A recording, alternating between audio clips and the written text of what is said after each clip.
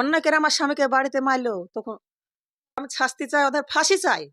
হুমকি দিচ্ছে বলতে গেলে আমাদেরকে, যে উনি কি বা দিচ্ছে যেন আমরা সাক্ষী টাক্ষী না দিই।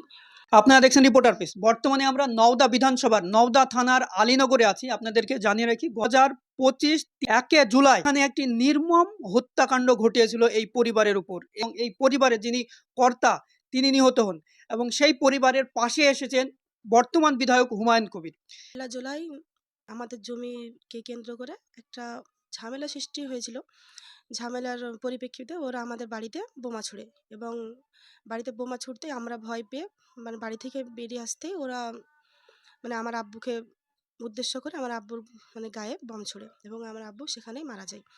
আরও 3টে বম ছোড়ে, এবং সেই বমে আমার কাকারা কাকিরা খাম হয়। তারা এখন জীবিত আছে?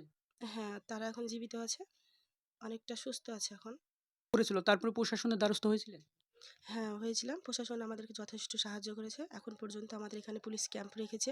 হুমকি দিচ্ছে বলতে গেলে আমাদেরকে, যে 19 তারিখে আমাদের সাক্ষী একটা ডেট আছে। ওরা চাইছে যেন কোনো কারণে মানে যেন বাধা দেবে আমাদেরকে, এরকম চেষ্টা করছে, যে হুমকি বা দিচ্ছে যেন আমরা সাক্ষী টাক্ষী না দিই। ঠিক আছে? আর ওরা চাইছে যে এভাবে হোক আমরা মীমাংসা করি, যেন ওরা বেঁচে যায়, কিংবা আমরা হুমকি যদি না দিই ওরা হয়তো বেঁচে যাবে, না হলে আমাদেরকে হয়তো মানে আবার মার্ডার করবে। একটা মার্ডার করলেও যে মানে শাস্তি, 4টে করলে সেই শাস্তি। তো আমরা আজ 4টে একসঙ্গে মার্ডার করব, করে আমরা জেল খাটতে হলে সারা জীবন জেল খাটবো, এরকম কথাগুলো বলছে ওরা।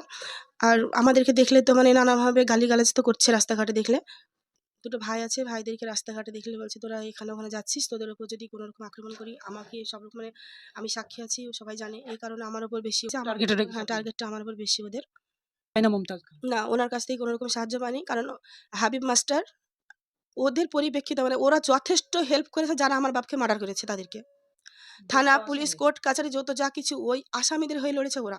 আমার আব্বু মারা গেছে, তারপরে কিন্তু ওরা এক নজর দেখতে পর্যন্ত আসেনি, খোঁজ নিয়ে দেখেনি আমাদেরকে। বরং ওদেরকে আসামিদেরকে হেল্প করেছে কিভাবে তাদেরকে জামিনে নিয়ে আসা যায়, মানে বেল পাইয়ে বের করে নিয়ে আসা যায়। বিগত তৃণমূল সরকার। হ্যাঁ, বিগত তৃণমূল সরকার। তো ওরা আমাদেরকে মানে শেষ করে দিয়েছে আরো। ওরা যদি না হেল্প করতো আমার আব্বু কোনোদিন মার্ডার হতো না। কারণ সহযোগিতাই হ্যাঁ, ওদের সহযোগিতাই হয়েছে। রাজ্যে পরিবর্তন হয়েছে, পাশাপাশি নওদাও পরিবর্তন হয়েছে। বর্তমান বিধায়ক আপনাদেরকে কি সাহায্য বা কতটা সহযোগিতা করছে?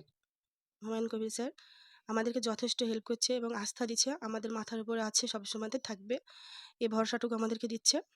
আর ওনার কাছ থেকে আমরা আশাপ্রাপ্ত যে হয়তো উনি থাকবেন আমাদের পাশে সবসময়তে। আপনার পরিচয়? আমি তারই মেয়ে।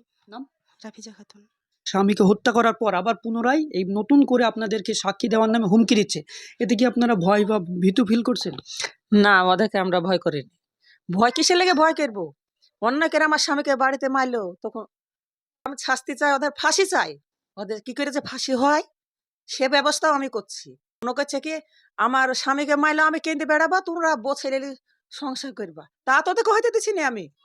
তোরা চিন্তা করিস নি, খুব আনন্দ করে বাজনা বাজি বেড়াছিস, বেড়িলে সামনে ভরছি তোদেরকে আবার। তৃণমূল সরকার ছিল, তারা কি আপনাদের বিরুদ্ধে কাজ করছেন, যারা এখানকার স্থানীয় নেতারা ছিল? হ্যাঁ, ওরা আমাদের বিরুদ্ধে কাজ করেছে। ওইদের লেগে আমার এই কাজটা হইলো, তৃণমূলের লোকে লেগে নাহলে হইতো না।